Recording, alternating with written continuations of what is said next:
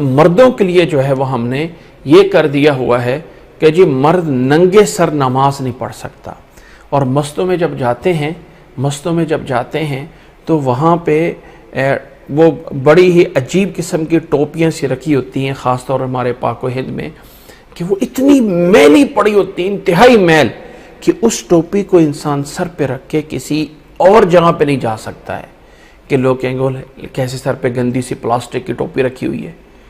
پہلے وہ ایک کھجی کی ہوتی تھی، پھر کپڑے کی نکلی تو وہ کہتے وہ میلی ہو جاتی ہے، ان کو دھوئے گا کون؟ پھر بعد میں کیا لگا کہ اب وہ کہتے ہیں نا ضرورت وہ ضرورت جو ہوتی ہے وہ ہر چیز کی ایجاد ہوتی ہے، کیا ایسے بولا جاتا ہے، تو اب ضرورت تھی تو وہ کیا ہوا، پلاسٹک کی بن کے آ گئی۔ اب جو پلاسٹک کی جالی سی سر پہ رکھ لو، یا اگر یہ نہیں کچھ ہو رہا تو کیا لوگ کرتے ہیں، ایک جیب سے ایک رومال سا نکالا، جس رومال سے عموماً ناک صاف کرنے کے لیے رکھا جاتا ہے، وہ رومال نکالا اور سر پہ باندھ کے لو جی ہم نماز پڑھنے لگے ہیں۔ بھئی کس تکلف میں پڑھ رہے ہیں؟ کس تکلف میں پڑھ رہے ہیں آپ؟ کیوں اس چیز کے پیچھے لگے ہیں؟ ہاں اگر سنت پہ عمل کرنا ہے تو وہ عمامہ اور پگڑی ہے، وہ سر پہ عمامہ پہننا ہے، وہ نبی صلی اللہ علیہ وسلم کی سنت ہے، اس سنت کو اپنایا جائے۔ اگر کسی نے سنت اس کو پورا کر سکتا ہے وہ کرے۔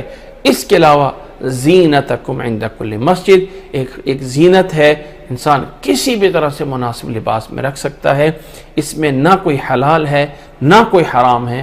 اچھا یہاں پہ ایک بات نوٹ کر لیجئے، اللہ کے نبی صلی اللہ علیہ وسلم کی سنت عمامہ ہے سر پہ رکھنا، سر کو ڈھانپنا سنت نہیں ہے۔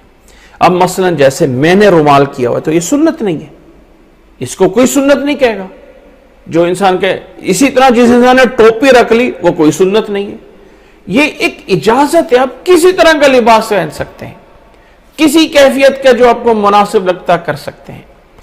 لیکن اگر آپ نے سنت پہ جانا ہے تو پھر وہ ایک پگڑی ہے، عمامہ ہے، جس کو باندھا جائے گا۔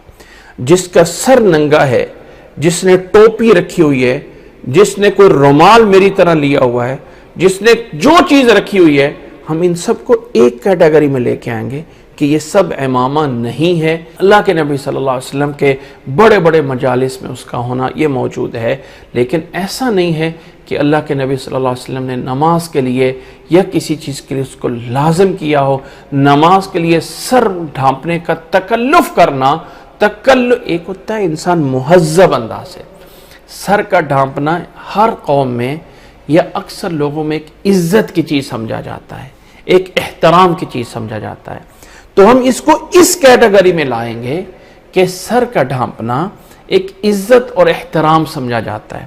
اور پھر ایک اور چیز ہوتی ہے کہ کچھ لوگوں کا ایک نشانی بن جاتی ہے۔ اب جو لوگ دیندار ہوتے ہیں نا، ان کی ایک نشانی بن جاتی ہے سر ڈھانپا ہوتا ہے، تو جو گویا کہ بیسک بنیادی طور پہ اب اس کو کوئی فرض سنت ایسا کچھ نہیں ہے۔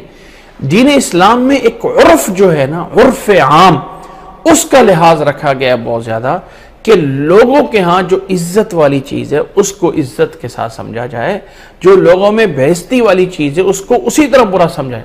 الطیبات اور خبائث یہ اس معاشرے کے اس عرف پہ چھوڑی گئی ہیں کہ کون سی چیز کو ہم طیب کہتے ہیں اور کون سی چیز کو ہم خبائث کہتے ہیں، تو معاشرے میں ایک عزت کا ایک احترام سمجھا جاتا ہے۔